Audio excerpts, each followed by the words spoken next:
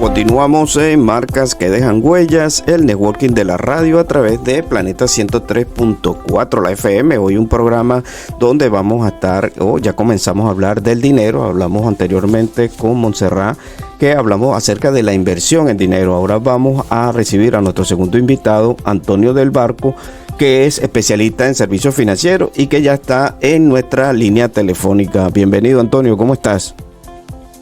Hola, buenos días, Vladimir. Bueno, muy bien.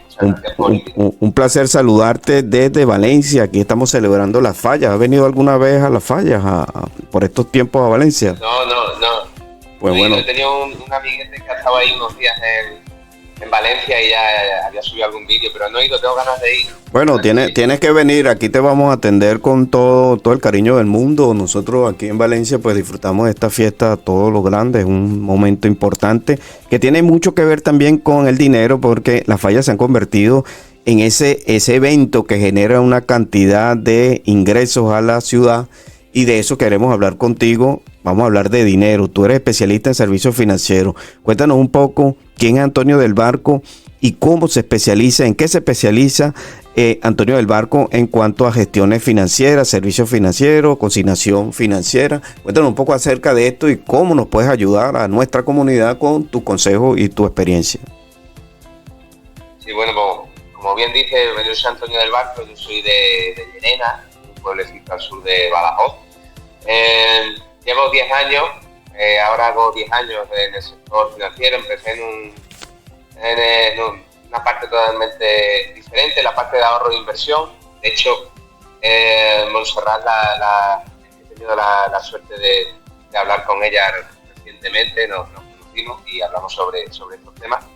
Pero ya desde hace unos 5 años aproximadamente iré un poco más a la gestión financiera, más dedicada al asesoramiento hipotecario y al asesoramiento financiero, ¿vale? De productos financieros, tanto a particulares como a empresas, autónomos y pymes, y ahora más recientemente se me ha centrado en la parte de pymes, porque bueno,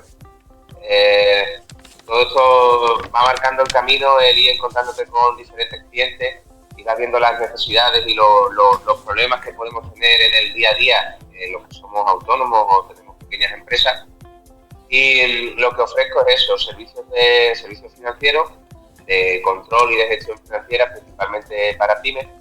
Y lo que yo intento es hacer análisis financieros y estratégicos para los negocios, para que tanto si, como yo digo siempre, negocios que facturan mucho pero no ven los beneficios, o no se ven esos resultados en la caja, en la tesorería, detectar el por qué puede ser, y negocios que pueden ir bien, pero siempre, entiendo que siempre queremos dar un pasito más y seguir creciendo dentro de nuestro ámbito laboral.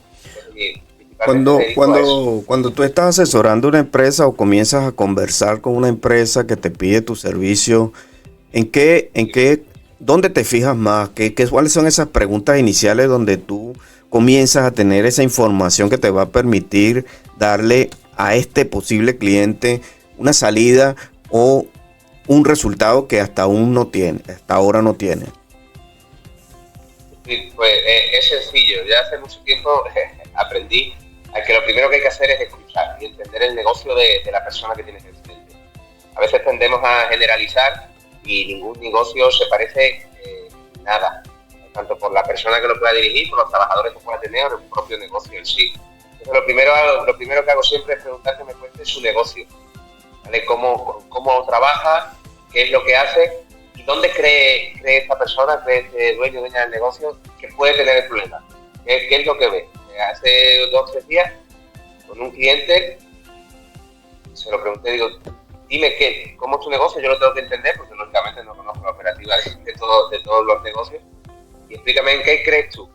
Y una vez ya me explica, ya tenemos sentada una fase y luego ya a partir de ahí sí es verdad que nos fijamos mucho en los números. Al final tengo que trabajar sobre balances, cuentas de pérdidas y ganancias, banco, endeudamiento, todo eso, y a partir de ahí entre la información que me da el cliente y los números tal de la empresa, pues empezamos a estudiarlo y a sacar conclusiones y sobre todo a a planificar, a poner las herramientas que hagan que el problema que pueda tener el cliente o la mejora que quiera conseguir el cliente, pues implementarla y que se pueda hacer. Bueno, recordamos que estamos conversando con Antonio del Barco, especialista en servicios financieros, y yo quería preguntarte, Antonio, ¿cuáles son los errores más comunes que cometen las empresas y los autónomos en su administración, en su salud financiera? Pues ayer viernes tengo una newsletter, antoniodelbarco.com, y hablaba sobre un tema que puede parecer a veces un poco que no parezca normal, pero me lo he encontrado en algunos, sobre todo en autónomos, más en pymes.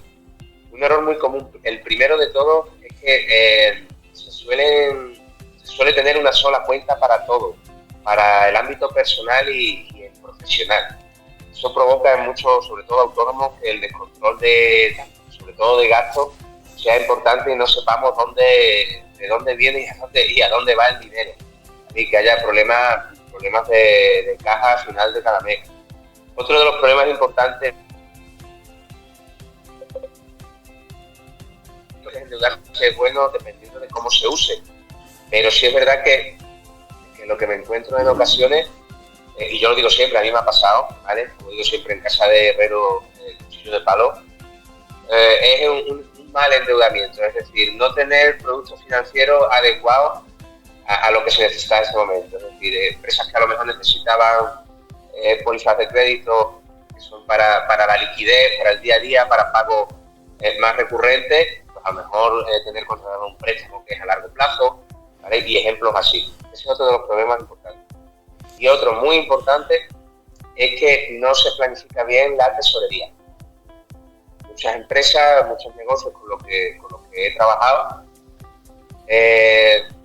trabajan siempre cobrando, por así decirlo, al final, cuando tú tienes y proveedores no tienes que pagar antes. Entonces hay siempre un descuadre entre el periodo medio de cobro a los clientes y el periodo medio de pago a los proveedores, que se suele pagar antes de lo que se cobra. Entonces eso crea una serie de problemas que son los más comunes, que es que siempre hay falta de liquidez o hay poca caja, ¿no? Como se suele decir en este mundillo, en los negocios. Esos son los tres principales problemas, porque son los más básicos. Cuando haces tu asesoría a las empresas, los invitas a hacer algunas reservas estratégicas por cualquier situación que se presente. Por decirte, aquí en Valencia vivimos la Dana y bueno, muchas empresas pareciera que no estaban preparadas para afrontar una situación que es muy grande, muy fuerte, ¿verdad? Pero que muchas empresas quizás no tienen esa cultura de hacer reservas para situaciones imprevistas. Sí, hombre, a ver, sí es verdad que un caso como la Dana es algo que lógicamente no se puede predecir con mucho tiempo de antelación, ¿vale? Con mucho tiempo de antelación. Sí es verdad que son fenómenos que pueden ocurrir, pero... Claro, yo me refiero no específicamente a la Dana, sino a situaciones que te pudieran... Hoy tenemos un mundo muy convulsionado, tenemos un mundo muy revuelto, muchas situaciones con Estados Unidos, con Europa. Entonces, ¿qué hacer para minimizar las consecuencias de este tipo de peligro que se presenta? Sí, eso me refería a eso. Temas como la Dana no son previsibles a largo, con mucha antelación, pero sí es verdad que siempre en los presupuestos que debe realizar cada autónomo y cada pyme, es que muchas veces nos vamos solo a la pyme, pero el autónomo también lo debe realizar. Tiene que haber siempre unas previsiones, hay unas provisiones, ambas cosas, ¿vale? Que no es lo mismo.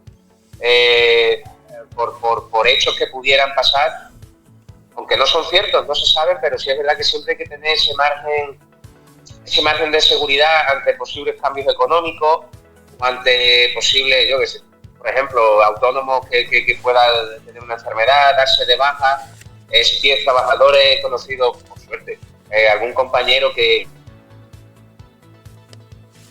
por si tiene que despedir a alguien, así de claro, que el impacto de despedir a una persona no le cueste tanto, no afecte tanto a su caja. Entonces siempre lo ideal hay que partir de la base que cuando se hacen los presupuestos anuales de cada negocio, tenemos que tener siempre un colchón, como se le suele llamar, y como usted dice, de seguridad para posibles imprevistos. No sabemos lo que va a pasar, pero es muy raro que en 12 meses no pueda pasar algo que pueda afectar a la tesorería de la empresa. Entonces, es un tema también importante a tratar, que no está muy interiorizado, como tú bien has dicho, no está muy interiorizado. Y como he escuchado antes a Montserrat, en su caso, hablando de las inversiones, no estamos acostumbrados a preparar a futuro.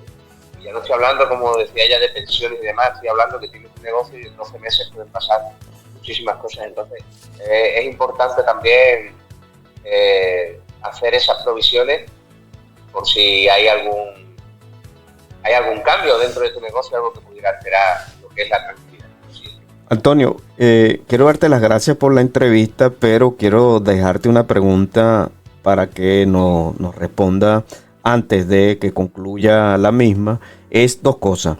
Antonio, ¿cómo trabaja? ¿Trabaja por cuando una persona te contrata, hace un contrato a tiempo, o simplemente tú pues generas a través de manejar el dinero de estas personas, tú recibes tus honorarios a través del banco? ¿O cómo hago yo para poder trabajar con Antonio del Barco? Pues mira, hay dos modelos, ¿no? Dos formas, como digo yo. Tengo clientes que lo que necesitan es en un momento puntual. Oye, Antonio, necesito que me hagas una fotografía de mi empresa, necesito que me digas cómo está. Okay. Bueno, entonces son informes puntuales. Hay informes puntuales. ¿Qué es lo que suele pasar? Que a través de esos informes puntuales, al final, empresas, sobre todo si son un poquito más grandes, no estoy diciendo grandes empresas, pero empresas ya que facturan ya más de 500.000 euros y demás, ya sí te suelen pedir que hagas esa fotografía de la empresa, pero que luego la acompañes, ¿vale? Que es la idea. El seguimiento mensual y está siempre contribuyendo a su negocio y de la mano de él, porque por lo que he hablado hace un momentito, siempre puede haber sobresaltos, porque puede haber nuevas ideas dentro del negocio. Pues si ya estamos ahí en el negocio, podemos dar nuestra opinión, puedo dar mi aporte y podemos hacer las cosas. Claro, y que hay esas dos formas. Ese primer informe también va a hablar mucho de la manera en que tú ves y cómo trabajas, ¿no? Yo creo que es un primer momento en el que el empresario puede darse cuenta de que tienes la capacidad de ayudarlo y bueno, ya después viene ese contrato a largo plazo, porque en nuestras empresas pues tenemos que tener siempre asesores de varios tipos para que nuestra empresa siempre tenga una salud financiera y siempre estar muy pendiente de cosas que no son propias de nosotros, en el sentido de que si yo fabrico algo, yo me dedico a fabricar y que dejo que los especialistas hagan su trabajo en diferentes áreas. Antonio, bueno, muchísimas gracias por estar aquí en Marcas que Dejan Huella. Es un placer, ¿verdad?, el haber compartido contigo esta breve entrevista. Sabemos que siempre nos falta tiempo, estamos como reorganizando todo esto para hacer programas un poco más largos donde podamos interactuar con nuestra comunidad y también pues poder hablar con más amplitud de cada tema. Sin embargo, pues ha sido maravilloso estar aquí. Te esperamos aquí en Valencia cuando quieras venir, pues siempre vamos a estar aquí pendientes para compartir y bueno, acompañarte, asesorarte dónde ir y con quién ir en esta hermosa ciudad de Valencia. Así que bueno, muchísimas gracias, deseamos todo lo mejor y continuamos con nuestra